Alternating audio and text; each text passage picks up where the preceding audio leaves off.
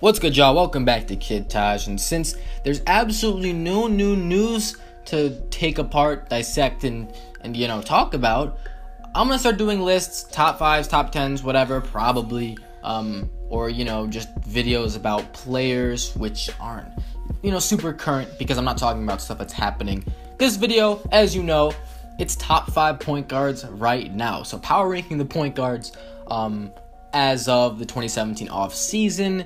Nothing's going to change for a while with these guys because it's like, season's not going to start for a while. We're not going to see who really gets to perform. So I'm going to go over who I think are the top 5 point guards right now. Guys, there probably will be some controversy in this video. A lot of you will not like this list. And I'm not saying that because I think this list is, crazy or anything. But I'm just saying that because it always happens. Guys, this is my opinion. I'm not telling you to believe this. I'm just going to give you my thoughts and give you evidence and reasoning behind my thoughts. So you can decide to listen. You don't have to listen. You can leave the video. You can do whatever. If you hate my list, that's totally okay. Anyway, I just want to say that before, a disclaimer before these types of videos. People often can't take the truth. I'm kidding. It's not the truth. It's an opinion. Go ahead, hit that like button if you enjoy the video, or if you don't. But, it always helps. Subscribe if you're new. Comment your list. And, before we start, by the way, James Harden is not on this list, okay? James Harden is a shooting guard now. I know I was calling him a point guard last season, but he's not playing point guard next season, so he's not a point guard, okay? That's how it works around here on this channel, okay? So we're going to start with number 5. Number 5, I'm going with Isaiah Thomas. IT is a guy that really solidified himself as a superstar player last season with his damn near MVP caliber run, leading the Celtics to the number 1 seed. Not only doing that, but also putting up 29 points per game on something like 48% from the floor. He was efficient from the floor and from three-point range. He showed that he could lead a team as a scorer, playmaker, and he absolutely dominated at a 5'9" height, which is something that, I think has never really been done to the caliber that he did it. A 5'9" player simply hasn't averaged points like that ever. So, huge achievement, and shout out to Isaiah Thomas. Why is he at number 5? Well, I'll explain when I go to the players above him, but he gets on this list. No-brainer, I thought. I had to put him somewhere, but I don't think he's better than the next 4 guys, and some people might already be jumping on me for putting him down at 5. We'll see. At number 4, we got Houston Rockets point guard Chris Paul. So CP3, who was, a few years ago, he was pretty much the consensus best point guard in the NBA, being a player that could dominate in basically every facet of a point guard's game. He could score the ball very well. He's always been an incredible playmaker. He's got insane court vision and basketball IQ. His defense is upper echelon. It's there, okay? He can shoot the ball. He can grab rebounds for his height. He can literally do everything on a basketball floor at the point guard position that you expect a point guard to do, and more. So, he's capable of everything. He's always been the pure point guard, the guy that gets his teammates involved first. He's pass first. Although, yes, he can score with the best of him, he's not a score-first player. His tendencies don't reflect that. Now, why is Chris Paul better than Isaiah Thomas? Well, first of all, I'm kind of doing this with the idea that, if I'm picking a team, I got the first pick, I can pick one of these point guards. Who am I picking first for my team? Who do I want to run my team? Who's the better point guard? Who would get you more wins? Who would be better for your team?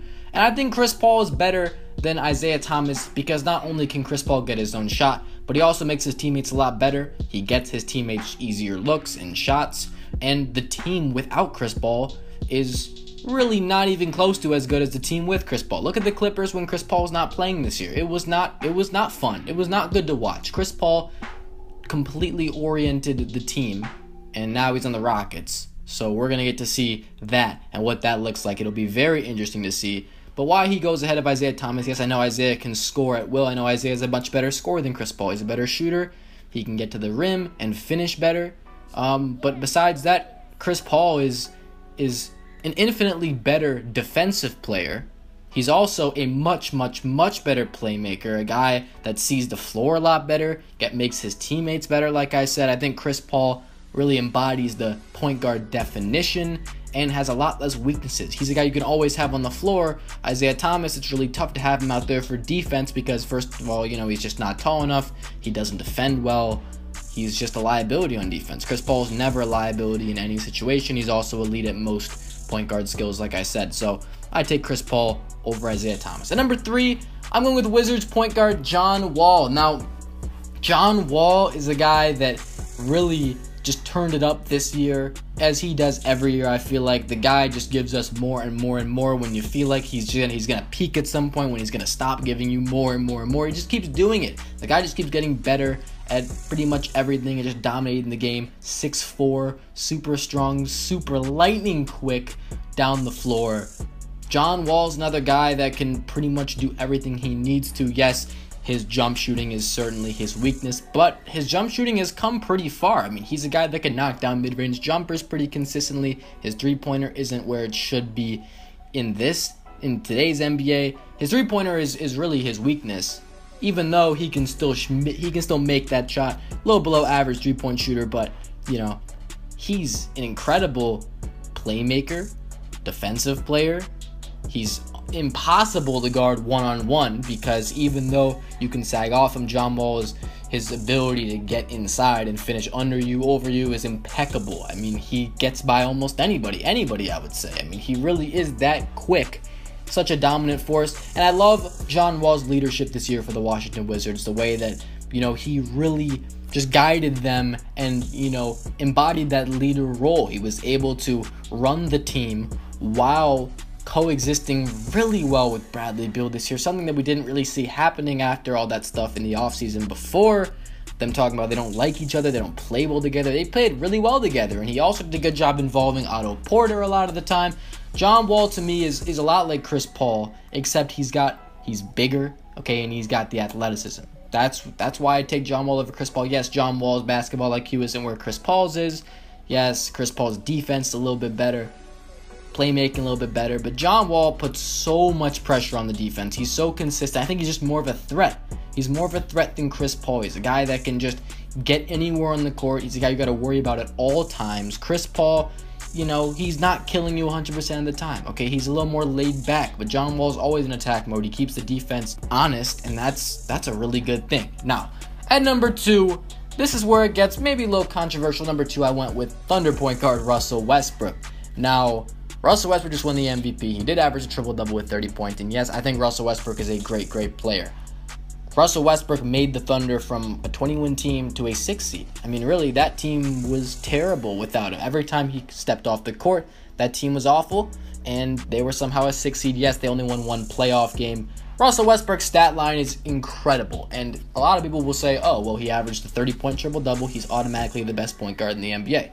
I don't want to hear that, because stats, yes, they're very telling, but stats can be inflated, and Russell Westbrook's stats were inflated. And this is not hating, but literally, I mean, he tried to get the triple-double, and look, I gotta say, it's not like the rebounds were helping his team as much as you think they are.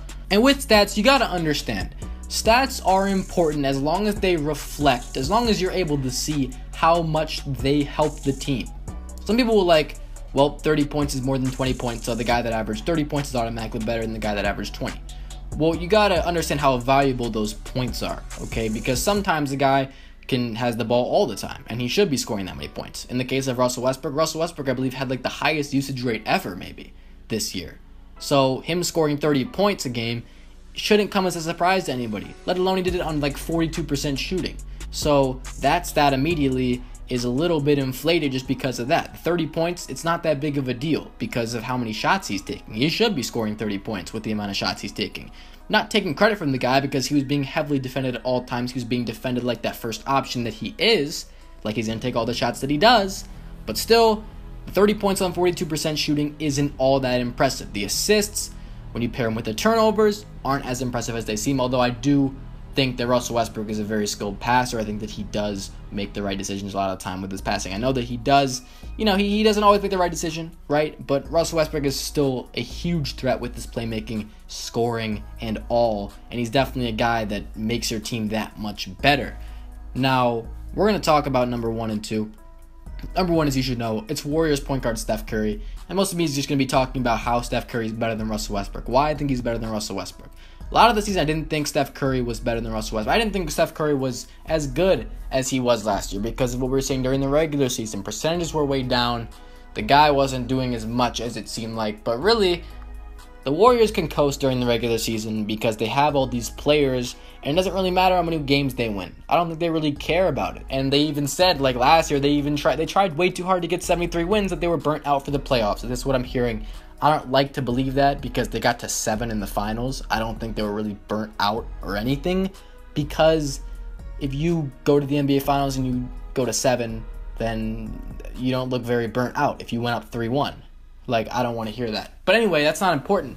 They made it a point to not go as hard during the season. They did that. And with Kevin Durant, they were obviously going to win a ton of games anyway. But Steph Curry realized he didn't have to do that much on the court. He didn't play as well as he did last year. But Steph Curry is still, I think, the best point guard in the NBA because of the simple fact that when he steps on a court, he's going to have the best impact out of everybody. Steph Curry has a higher basketball IQ than Russell Westbrook. He's a much better shooter. He's super efficient. His defense has been better because Russell Westbrook doesn't play defense anymore. He's only focused on offense, which I think his defense will improve because Paul George is there now and he can do less on offense, which will help his defense. But Steph Curry still is an underrated defensive player, and Steph Curry is an amazing shooter. He's an amazing playmaker, ball handler, finisher at the rim. He defends okay, and he's a winner, and he makes the right play all the time. He's the biggest threat. You have to guard him for as soon as he passes half court, and he has a ton of things he can do with the basketball. And when you ask me, I don't think that anybody has that. If I'm picking a team, I'm picking Steph Curry because I think Steph Curry also can work with anybody. He can be the number 1 guy, number 2 guy, even number 3 guy. I think Steph Curry is unselfish. I think that he really can embody any role you want for him, but he's always going to have the positive impact on the game. Russell Westbrook is a guy that I don't know if you can trust him as well as Steph Curry to deliver continuously, consistently, efficiently. So yeah, and also, I just think that Steph Curry's better for a team. Russell Westbrook maybe can make your team a lot better if you have a bad team. You want him to be the number 1 guy. He can do everything for you, make your team look decent if it's terrible. But Steph Curry is the type of guy that you could use him because of all the things he can do, and he can play so many different roles. And he's always going to have a good impact on your team. He's not a guy that you can have off the floor, really, for any sort of reason or any sort of squad. I just think if you have Russell Westbrook on the Warriors, I don't think they'd be as good. Because I don't think Russell Westbrook can run in a cohesive unit as good as Steph Curry can. So Steph Curry is the number 1 point guard right now, I think. This is my list. Honorable mentions, I guess, Kyle Lowry, Kyrie Irving, Mike Conley, Damian Lillard. I'm blanking a little bit. I'm not thinking as much about the NBA as I maybe should be these days, maybe just because it's the off season. But if I missed any honorable mentions or anything, damn, I think I'm forgetting someone. But maybe I'll find that out later. I'll figure it out who I was thinking of.